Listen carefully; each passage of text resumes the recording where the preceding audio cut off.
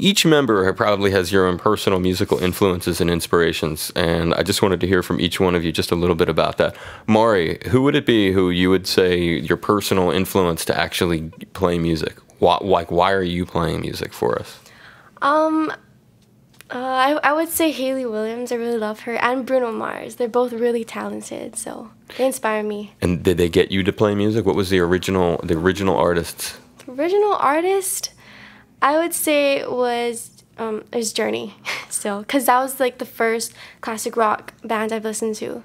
So. And so, as a little bit younger version of yourself than now, you got into Journey. You like Bruno Mars, you like Paramore, but Journey you would count as your own personal favorite band? Yeah. Okay, and always have had. Is there a particular artist other than Hayley that you look to for inspiration? I also like John Bon Jovi.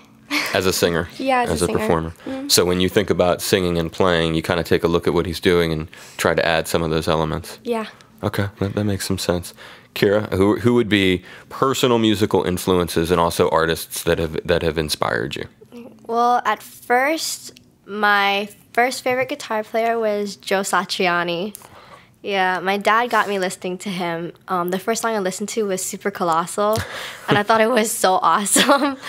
And then, of course, it was Journey, because that was the first classic rock thing that we actually performed. And for vocals, John Bon Jovi, Hayley Williams, of course, same as Mari. And I really like Def Leppard. That makes sense. Yeah. That seems another melodic one. It falls into the same similar kind of category.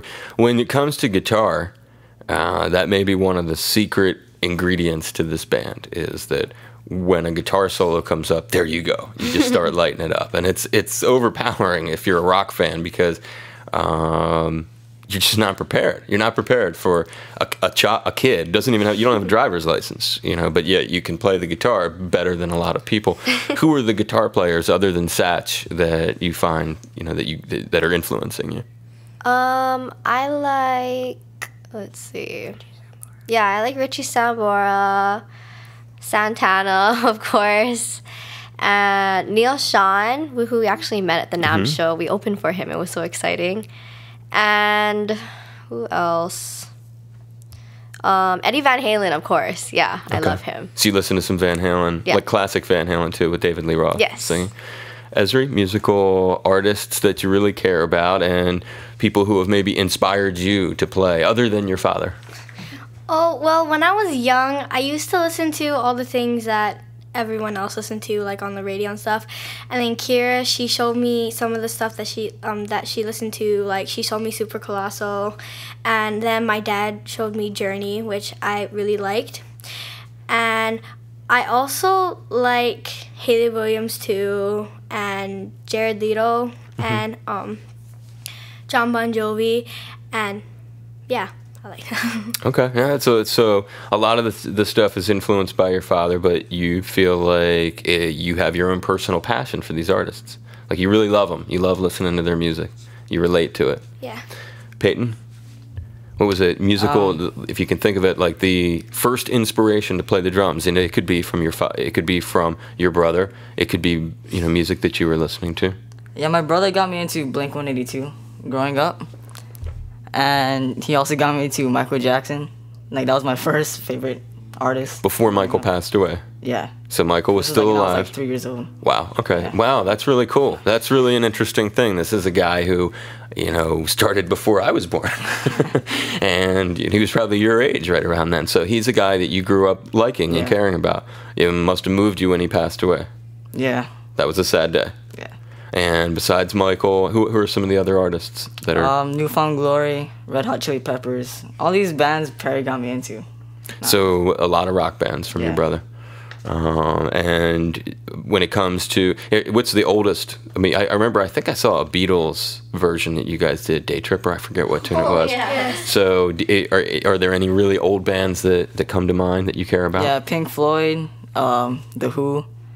All those bands my dad got me into.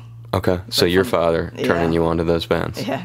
Okay, that's nice. Well, those are a lot of older classic rock too. 'Cause some of the bands that you guys play, they're definitely classic rock bands by today's standards, but they're almost like a new version of classic rock compared to like the '60s. There, you mentioned it, and when we were talking the other night, I didn't realize there would probably be some interesting stories, but you just mentioned the one with Neil Sean. You've opened for some artists here on the islands. You've opened for some folks in California. The first big internationally famous artist that you guys opened for was whom? Is that Billy Ray Cyrus? Yeah, at Schofield Barracks for 4th of July. And was that '08?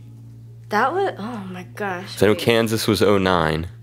Yeah, that was '08, I think. Okay. Yeah. So in order, sort of, just not to hold you to it, but roughly it would be like Billy Ray Cyrus was the first big artist that you guys warmed up for. Kansas would be another one. Neil Sean of Journey doing some sort of solo gig. That's at the NAMM convention in California.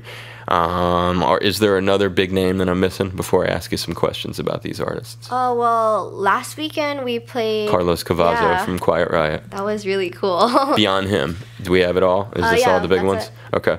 So Kansas, when you got to do the Kansas show, did you get any feedback from Kansas on your performance? Yeah, they came up to us after. We were so nervous to talk to them. They're like, "Oh my gosh, you guys are amazing," and we couldn't speak. But it was they were really nice. We were like a little bit starstruck, so it Sure. was kind of hard to talk to them. But they were impressed. Yeah. And all of you met them. Oh, I wasn't in the band yet. Right, you were. And how long? When did you start, Peyton? Just about 5 months ago, actually. Wow, man, they're working you in. You'll be an old pro by the time you're 18 or so. But Mari, you met them too. Yeah. You were there with Kansas. And did anybody in Kansas give you guys any advice that was useful? Because I ask you that because Kansas are definitely one of these bands that are known for high musicianship. I'm assuming that you felt that by watching them. They're very good players. Did they offer you any advice? Did you pick up anything from being around them? Actually, they didn't really, because we played right before them, so right after us, they had to kind of get on stage. Sure. So they just told us really good job and keep it up and everything, and about living our dream and everything. It did, and I'm assuming it seemed pretty sincere. Like they seemed Yeah. blown away Yeah. and unprepared. Their warm-up band would be a third of their age, or maybe a quarter of their age in some cases. Actually, what am I saying? It brings us to Neil Sean, who I've gotten interviewed quite a few times. Obviously, they're very big here in Hawaii. And a sign of how big they are in Hawaii would probably be that they're so big in the EMKE camp, too. The Neil Sean gig, was that earlier this year? That was last year in January. It was at a Yamaha convention. January 2010? Yes. Okay. I think. Yeah, that was. And talk a little bit about that. So you guys got to go to California, and which your dad brought you to a big music convention out there. Yeah. That was our third time going there. Yeah. Yeah, our third time actually playing at the NAMM show really was when we opened for Neil Sean. That was really exciting because we knew about it. Our uncle notified us about it because he works for Yamaha. Because my dad used to work for Yamaha, so he knows a lot of people. And we were really excited, but we didn't really get the feeling of it until we walked into the room and he was sound checking. And we were like, oh my God, we're going to play before him. But after we played, it was a lot of fun. I swear, we were so nervous. We thought we were going to mess up so much. But after we talked to him for a pretty long time, and he was really nice to us. And actually, we saw him the next day in the show, and he said hi to us again. So did he watch you play? Yeah, he did. What kind of feedback did you guys get from Neil? He commented on my guitar playing, and I was like, oh my God, wait. What did he say? He said, he's like, wow, how old are you? And I was like 14 or, I don't know, 13, 14, yeah, around there. And then he was like, wow, how long you been playing? And then I told him I was started. And then he's just said to keep it up. And then he asked us how long we've been together and everything. And he asked us if we listened to Journey. We were like, oh my God, yes. Well, we actually played our Journey medley that night because our dad made us, but we didn't really want to because we were so scared, but then we actually did. Yeah, he's all like, He's like, do the Journey medley. And we're like, no, no.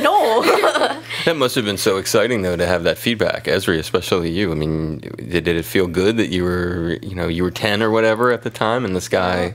Yeah, I was 10. I was really nervous. I didn't exactly talk. Kira did all the talking, but I was just on the side, just going like starstruck. I can imagine. I can imagine. I'm sure he was quite impressed too.